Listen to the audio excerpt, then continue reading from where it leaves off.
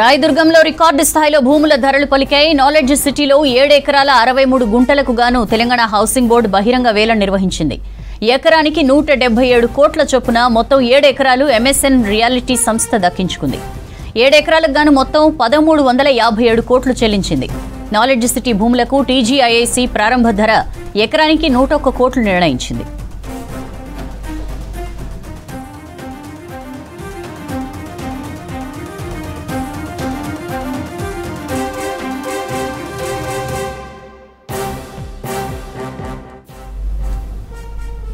రాయదుర్గంలో record స్థాయిలో భూముల ధరలు పలికాయి. నాలెడ్జ్ సిటీలో 7 ఎకరాల 63 గుంటలకు గాను తెలంగాణ హౌసింగ్ బోర్డు బహిరంగ వేలం నిర్వహించింది. ఎకరానికి 177 కోట్ల చొప్పున మొత్తం 7 ఎకరాలు MSN రియాలిటీ సంస్థ దక్కించుకుంది. 7 ఎకరాలకు గాను మొత్తం 1357 కోట్లు చెల్లించింది. నాలెడ్జ్ సిటీ భూములకు TGIIC ప్రారంభ ధర ఎకరానికి 101 కోట్లు నిర్ణయించింది.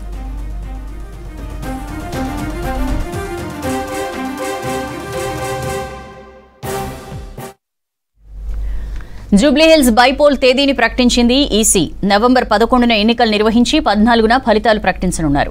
ఈసీ ప్రకటనతో నియోజకవర్గంలో ఎన్నికల కోడ్ అమల్లోకి వచ్చింది. మొత్తం 407 పోలింగ్ కేంద్రాలు ఏర్పాటు చేశామని, ఫెయిర్గా ఎన్నికలు నిర్వహించేందుకు 2500 మంది పోలీసులతో బందోబస్తు ఏర్పాటు చేస్తున్నామన్నారు ఎన్నికల అధికారులు.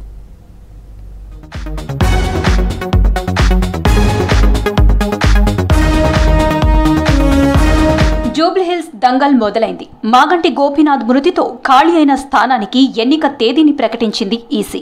నవంబర్ 11న జూబ్లీహిల్స్ ఉప ఎన్నిక జరగనుండగా అక్టోబర్ 13 నుంచి నామినేషన్లు స్వీకరించనున్నారు.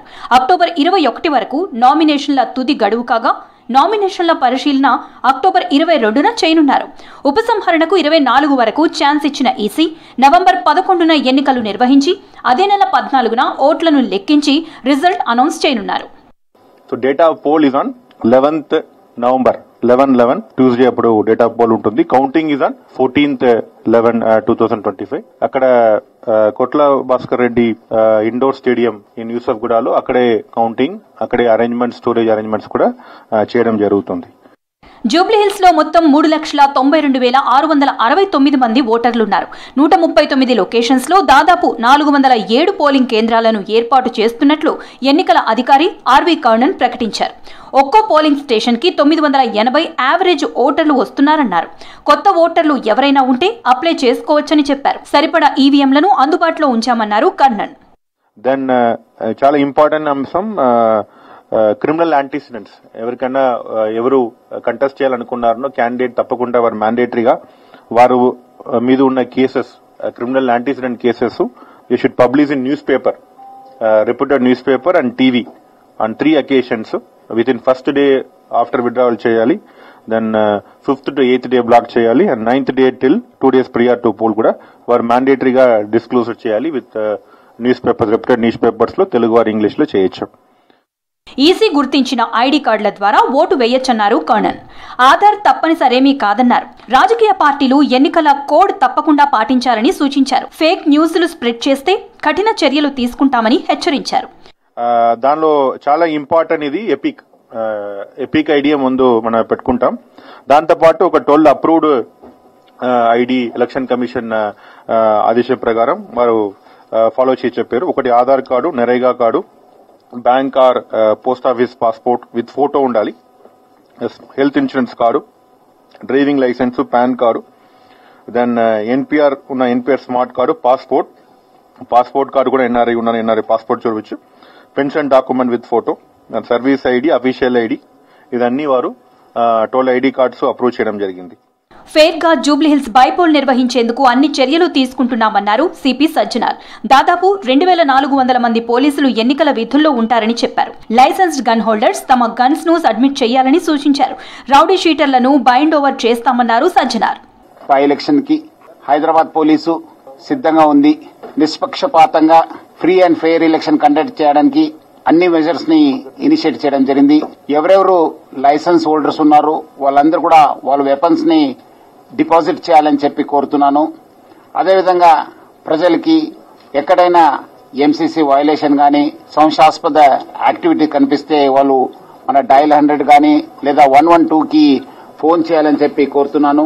జూబ్లీహిల్స్ బైపోల్ స్కెడ్యూల్ రావడంతో నియోజకవర్గంలో ఎన్నికల కోడ్ అమల్లోకి వచ్చింది. ఇటు పార్టీలు కూడా సన్నద్ధమవుతున్నాయి. ఇప్పటికే బీఆర్ఎస్ అభ్యర్థిగా గోపీనాథ్ భార్య సునీతను ఆ పార్టీ ప్రకటించింది. ఇక 2 రోజుల్లో కాంగ్రెస్ కూడా అభ్యర్థిని ప్రకటించనుంది. ఇటు బీజేపీ సైతం అభ్యర్థి వేటలో బిజీగా ఉంది.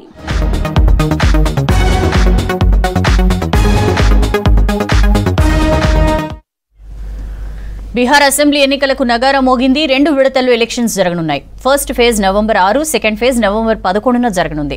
రెండింటికి వచ్చే నెల 14న కౌంటింగ్, అదే రోజు రిజల్ట్స్ రానున్నాయి. బీహార్ శాసనసభ ఎన్నికలతో పాటు దేశంలో మొత్తం 8 అసెంబ్లీ నియోజకవర్గాలకు షెడ్యూల్ ఇచ్చింది. బీహార్లో మొత్తం 243 స్థానాలకు ఎన్నికలు జరగనున్నాయి.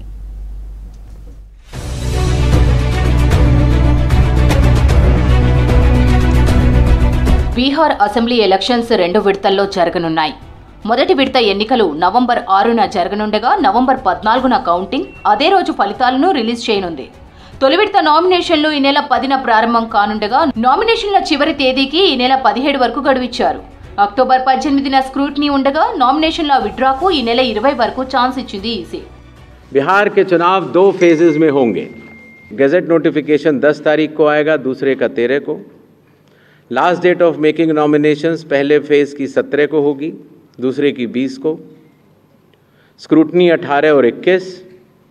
विड्रॉल की आखिरी तारीख 20 अक्टूबर और 23 अक्टूबर. और date of poll 6 November Thursday और दूसरा 11 नवंबर ट्यूसडे. రెండో విడత ఎన్నికలకు నామినేషన్లు ఈ నెల 13 నుంచి స్వీకరించనున్నారు. 20న నామినేషన్లకు లాస్ట్ డేట్ కాగా అక్టోబర్ 21 నామినేషన్ల స్క్రూటినీ, నామినేషన్ల విడ్రాకు ఈ నెల 23 వరకు గడువిచ్చింది. నవంబర్ 11న సెకండ్ ఫేజ్ ఎలక్షన్స్ నిర్వహించగా నవంబర్ 14న కౌంటింగ్ చేసి రిజల్ట్ ప్రకటించనున్నారు. काउंटिंग 14 नवंबर को होगी और पूरी चुनावी प्रक्रिया 16 नवंबर तक समाप्त कर ली जाएगी. जो बिहार के 38 जिले हैं उनको 2 भागों में बांटा गया है. जो आप पीला रंग देख रहे हैं वो फेज़ 1 है और जो आप गुलाबी रंग देख रहे हैं वो फेज़ 2 है. బీహార్లో నిర్వహించిన ఓటరు జాబితా ప్రత్యేక సమగ్ర సవరణ ఎస్ఐఆర్ పై స్పందించారు జ్ఞానేష్ కుమార్. ఎస్ఐఆర్ ముసాయిదాను ఆగస్టు 1న విడుదల చేశామన్నారు. దానిని అన్ని రాజకీయ పార్టీలకు అందజేశామని, అభ్యంతరాలు ఉంటే వ్యక్తం చేసే ఛాన్స్ ఇచ్చామని చెప్పారు. ఫైనల్ లిస్ట్ను సెప్టెంబర్ 30న ప్రకటించామన్నారు. ఇప్పటికీ అభ్యంతరాలుంటే స్వీకరిస్తామని చెప్పారు సిఈసి జ్ఞానేష్ కుమార్. फाइनल मतदाता सूची भी सभी राजनीतिक दलों को दी जा चुकी है और अभी भी अगर उसमें कोई भी इलेक्टोरल रजिस्ट्रेशन ऑफिसर से कोई गलती रह गई हो तो उसके ऊपर जिला अधिकारी के पास अपील फाइल की जा सकती है. और साथ ही साथ किसी का नाम अगर छूट गया हो तो वो नॉमिनेशन के 10 दिन पहले तक जुड़वा सकता है. బీహార్ వ్యాప్తంగా 90,000 పోలింగ్ స్టేషన్లను ఏర్పాటు చేస్తామన్నారు సిఈసి జ్ఞానేష్ కుమార్. 7,43,00,000 మంది ఓటు వేయనున్నారని చెప్పారు. రద్దీ నిర్వహణ కోసం ఒక్కో బూత్ లో 1,200 మంది ఓటు వేసేలా ఏర్పాట్లు చేశామని తెలిపారు. ఈవీఎంలపై తొలిసారి అభ్యర్థుల కలర్ ఫోటోలు వేసే ప్రక్రియను ప్రారంభిస్తున్నామని తెలిపారు. జూన్ 24 నుంచి ఓటర్ల అభ్యంతరాలను స్వీకరించామన్నారు. ఆగస్టు 1న తుది జాబితా ప్రకటించామని, నామినేషన్ల కంటే 10 రోజుల ముందు వరకు ఓటర్ల జాబితాలో పేర్లు నమోదు చేసుకోవచ్చని చెప్పారు జ్ఞానేష్ కుమార్. मतदाताओं की संख्या लगभग 7.42 करोड़ है. इस बार चुनाव आयोग ने मतदाताओं की सहूलियत के लिए, उनकी सुविधा के लिए हर मतदान केंद्र पर 1200 से ज़्यादा मतदाता न हो ऐसा लक्ष्य रखा है. इसके चलते पोलिंग स्टेशंस की संख्या में वृद्धि हुई और अब बिहार में 90,712 पोलिंग स्टेशंस हैं. 85 ఏళ్లు పైబడిన ఓటర్లకు ఇంటి దగ్గరే ఓటింగ్ అవకాశం కల్పిస్తున్నామని కేంద్ర ఎన్నికల సంఘం తెలిపింది.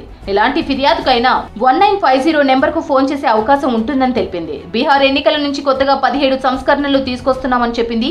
ఈ సంస్కరణలను భవిష్యత్తులో దేశవ్యాప్తంగా అమలు చేస్తామంది ఈసీ.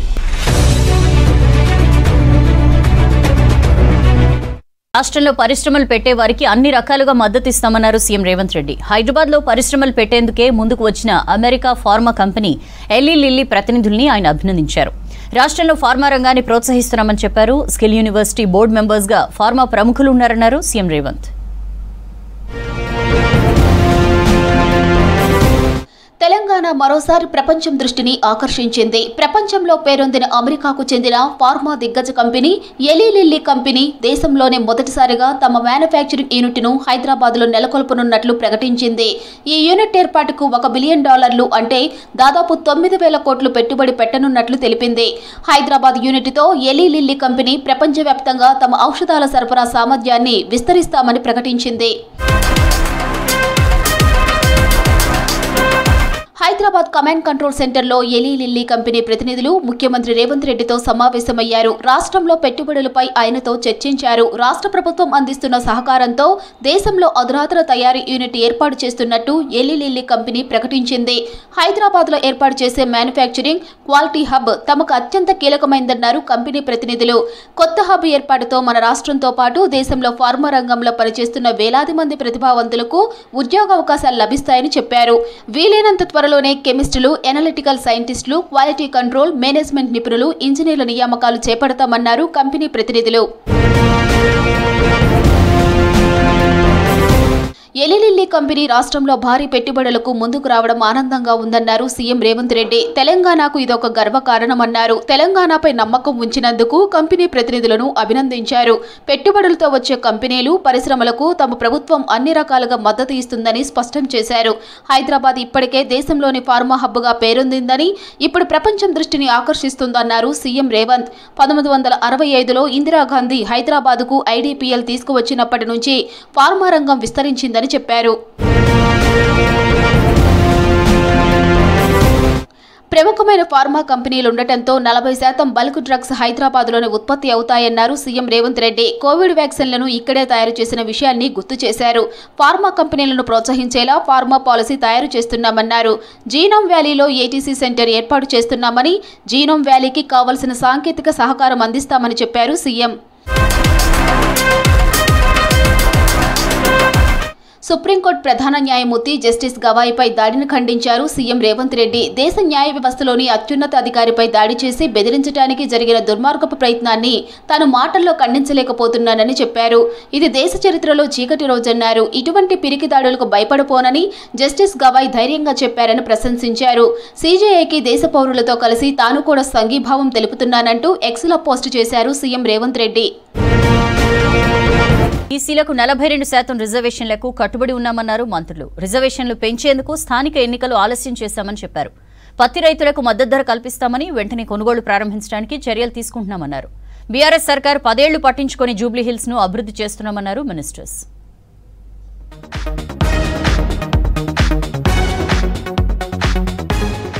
బీసీ కోటా పెంపుపై రాష్ట్ర ప్రభుత్వం చిత్తశుద్ధితో ఉందన్నారు డిప్యూటీ సీఎం బట్టి విక్రమార్క. ప్రభుత్వ నిర్ణయానికి వ్యతిరేకంగా వేసిన పిటిషన్ను సుప్రీంకోర్టు కొట్టివేయడాన్ని స్వాగతిస్తున్నామని చెప్పారు. బీసీలకు 42% కోటా ఇవ్వడానికి కట్టుబడి ఉన్నామన్నారు బట్టి. Now that the local body selections are taking place, government has already passed a bill and issued a GO also. We will stand by that and we will fight for that. We will apprise the same thing even in the High Court also. The case which has come to the Supreme Court against the GO has been dismissed. This is what has taken place. BC రిజర్వేషన్లపై తమకు చిత్తశుద్ధి ఉందన్నారు మంత్రి Ponnam Prabhakar. BC రిజర్వేషన్లపై చట్ట సవరణ bill, ordinance ను అడ్డుకుంటున్నదే BJP అని ఆరోపించారు. బీజేపీ నేతలకు దమ్ముంటే కేంద్రంపై ఒత్తిడి తేవాలని సవాల్ చేశారు. శాసనసభలో మద్దతు ప్రకటించిన బీజేపీ, బీఆర్ఎస్ ఇప్పుడు వ్యతిరేకించడం విడ్డూరమన్నారు. బీసీల కోసమే తాము 20 నెలలుగా స్థానిక ఎన్నికలు వాయిదా వేస్తున్నామన్నారు Ponnam Prabhakar. BRS party, BJP చిత్తశుద్ధి నిరూపించుకోదలుచుకుంటే న్యాయస్థానంలో ఆ పార్టీ పక్షాన కూడా ఇంప్లీడ్ అయ్యి 42% రిజర్వేషన్ కు ప్రొటెక్షన్ ఇప్పించేటట్టుగా న్యాయం నిపుణులతోటి సంప్రదించి చేయండి. అలుముకొని చంపి శాసనసభలో తీర్మానానికి సహకరించి బయట రాజకీయ విమర్శలు చేస్తే తప్పు. పిటిషనర్ స్వేచ్ఛ ఉంటుంది. కాంగ్రెస్ పాలనపై ప్రజలు సంతృప్తిగా ఉన్నారన్నారు మంత్రి వివేక్ వెంకటస్వామి. 10 ఏళ్లు జూబ్లీహిల్స్ నియోజకవర్గాన్ని బీఆర్ఎస్ సర్కార్ నిర్లక్ష్యం చేసిందని విమర్శించారు. గతంలో బీఆర్ఎస్ నేతలు ఓట్లు వేయించుకొని ప్రజలను పట్టించుకోలేదన్నారు. బోరబండ, షేక్పేటలో పలు అభివృద్ధి కార్యక్రమాలకు శంకుస్థాపన చేశారు వివేక్. 2,50 లక్షలతో బోరబండను అభివృద్ధి చేస్తామని చెప్పారు. కాంగ్రెస్ పార్టీ సెక్యులర్ పార్టీ అని, అన్ని వర్గాలకు అండగా ఉంటుందన్నారు. ఏ నిధులు కూడా కేటాయించలేదు టీఆర్ఎస్ ప్రభుత్వంలో. మాకు ఈ సీసీ రోడ్లు వేపిస్తే బాగుంటుందని చెప్పి ఇక్కడ కాలనీ వాసులందరూ కూడా అడగడం జరిగింది. వారి కోరిక మేరకు 40 లక్షల రూపాయలు ఇక్కడ ఈ సీసీ రోడ్స్ కోసం శాంక్షన్ చేపించి ఫౌండేషన్ స్టోన్ వేయడం జరిగింది. అది టెండర్స్ కూడా అయిపోయినాయి. సో కోడ్ వచ్చినా రాకున్నా ఈ పని ఒక నెల లోపలనే పూర్తిగా అయిపోతుంది. విద్యకు తమ ప్రభుత్వం అత్యంత ప్రాధాన్యత ఇస్తోందన్నారు మంత్రి కోమటిరెడ్డి వెంకటరెడ్డి. ప్రపంచంతో పోటీ పడాలనే ఉద్దేశంతో యంగ్ ఇండియా ఇంటిగ్రేటెడ్ స్కూళ్లు నిర్మిస్తున్నామని చెప్పారు. హైదరాబాద్ ఎర్రమంచిల్లో ప్రభుత్వ పాఠశాల నూతన భవనానికి శంకుస్థాపన చేశారు మంత్రి కోమటిరెడ్డి వెంకటరెడ్డి. ముఖ్యమంత్రి గారు మేము మంత్రులందరం నిర్ణయం తీసుకున్నాం. ఆర్థికంగా 6 లక్షల కోట్లు అప్పు చేసిపోయినా పెద్ద మనిషిని మర్చిపోయి 20,000 కోట్లతో ఒక్కొక్క కాన్సెన్స్ లో 119 గాల్లో 20 ఎకరాలలో ఇవాళ యంగ్ ఇండియా ఇంటిగ్రేటెడ్ స్కూల్ స్థాపించడం పనులు కూడా మొదలైంది. నల్గొండలో అయితే అడ్వాన్స్ గా స్లాబ్ లెవెల్కి వచ్చింది. 1.5 year లోనే ఈ స్కూల్ కట్టి కొన్ని వేల మందికి కార్పొరేట్ మించిన స్థాయిలో ఇవాళ విద్యను అందియబోతున్నందుకు నిజంగా ఈ ప్రభుత్వం ఎప్పుడు ఎలక్షన్ హామీ ఇవ్వలే ఇంత పెద్ద కార్యక్రమం తీసుకుంటామని. 1 కోటి మంది మహిళలను కోటీశ్వరులను చేయాలనే లక్ష్యంతో ముందుకెళ్తున్నామన్నారు మంత్రి సీతక్క. మహిళలకు ఫ్రీ బస్ జర్నీ కల్పించడమే కాదు వారిని బస్సులకు యజమానులను చేశామని చెప్పారు. సిరిసిల్లలో ఇందిరా మహిళా శక్తి పథకం చీరల తయారీని పరిశీలించారు సీతక్క. 12 నెలల పని కల్పించాలని చేనేత కార్మికులు కోరుతున్నారని, దీనిపై సీఎంతో మాట్లాడతానని హామీ ఇచ్చారు. 64 లక్షల చీరలను మేము ఇక్కడికి ఆర్డర్ ఇవ్వడం జరిగింది. మరి సిరిసిల్ల పట్టణంలో నేతన్నలతో కలిసి వాళ్ళ యొక్క సంతోషాన్ని వాళ్ళ యొక్క కష్టాన్ని చూడడం జరిగింది. కాబట్టి వాళ్ళందరూ ఒకటే విజ్ఞప్తి, రెగ్యులర్గా మాకు పని కల్పించాలి అని. తప్పకుండా రెగ్యులర్గా పని ఉండే విధంగా మరి ముఖ్యమంత్రి గారితో కూడా మాట్లాడి ఇంకా ఇతరత్ర చీరలకు సంబంధించి కానీ యూనిఫామ్కి సంబంధించి కానీ ఇలా నేతన్నలకు అందించి వాళ్లకు నిరంతరం పని కల్పించే విధంగా కృషి చేస్తాం. పత్తి రైతులకు ఇబ్బంది కలగకుండా వెంటనే కొనుగోళ్లు ప్రారంభించాలని జిన్నింగ్ మిల్లర్లను సీసీఐ అధికారులను ఆదేశించారు మంత్రి తుమ్మల నాగేశ్వరరావు.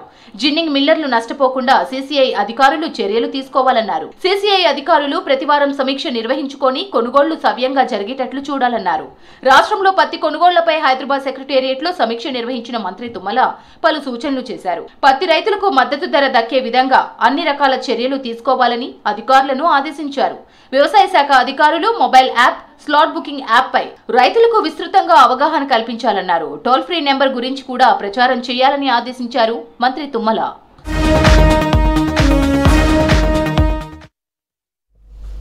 వెస్ట్ బెంగాల్లో వర్షం బీభత్సం సృష్టించింది. డార్జిలింగ్ జిల్లాలో వరదలు, కొండ చర్యలు విరిగిపడడంతో 28 మంది చనిపోయారు. సమాచారం ఇవ్వకుండా రిజర్వాయర్స్ నుంచి నీటిని విడుదల చేయడం వల్లే ఆకస్మిక వరదలొచ్చాయని ఆరోపించారు మమతా బెనర్జీ. మృతుల కుటుంబాలకు 5 లక్షల ఎక్స్గ్రేషియా, హోంగార్డ్ ఉద్యోగం ఇవ్వనున్నట్లు తెలిపారు. అటు ఉత్తర సిక్కిం, నేపాల్, భూటాన్లోనూ అతి భారీ వర్షాలు కురుస్తున్నాయి.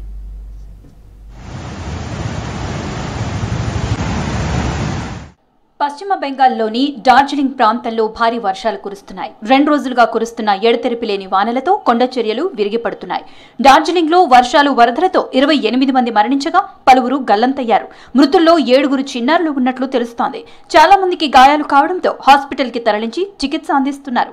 భూటాన్, సిక్కింలో భారీ వర్షాలు కురుస్తుండటంతో బెంగాల్లో ఆకస్మిక వరదలు సంభవిస్తున్నట్లు చెప్పారు అధికారులు. నార్త్ బెంగాల్లోని సిలిగురు, మిరిక్ ప్రాంతాలను కలిపే బాలాసోన్ నదిపై ఉన్న ఐరన్ బ్రిడ్జ్ కుప్పకూలింది. కలింపోంగ్ జిల్లాలోనూ పరిస్థితి దారుణంగా ఉంది. తీస్తా, మాల్ పర్వత ప్రాంత నదులు ఉప్పొంగి ప్రవహిస్తున్నాయి. పుల్బజార్ దగ్గరున్న మరో వంతెన తీవ్రంగా దెబ్బతింది. కూచ్ బెహర్, జల్పాయ్గురి సహా పలు ప్రాంతాల్లో రికార్డు స్థాయిలో వర్షపాతం నమోదైందన్నారు అధికారులు. హెవీ రైన్స్ తో డార్జిలింగ్ హిమాలయన్ రైల్వే సేవలను నిరవధికంగా నిలిపివేశారు అధికారులు. డూయర్స్, కాలింపాంగ్, డార్జిలింగ్ లో వందలాది మంది పర్యాటకులు కొండ ప్రాంతాల్లోని రిసార్టుల్లో చిక్కుకుపోయారు. రోడ్లు తీవ్రంగా దెబ్బతినడంతో పర్యాటకుల తరలింపు కష్టంగా మారింది. మరోవైపు వానలు తగ్గే వరకు డార్జిలింగ్ లోని పర్యాటక ప్రాంతాలను తాత్కాలికంగా మూసివేశారు అధికారులు. బెంగాల్లో వర్ష ప్రభావంపై రివ్యూ నిర్వహించారు సీఎం మమతా బెనర్జీ. యుద్ధ ప్రాతిపదికన సహాయక చర్యలు చేపట్టాలని అధికారులను ఆదేశించారు. That's all for now.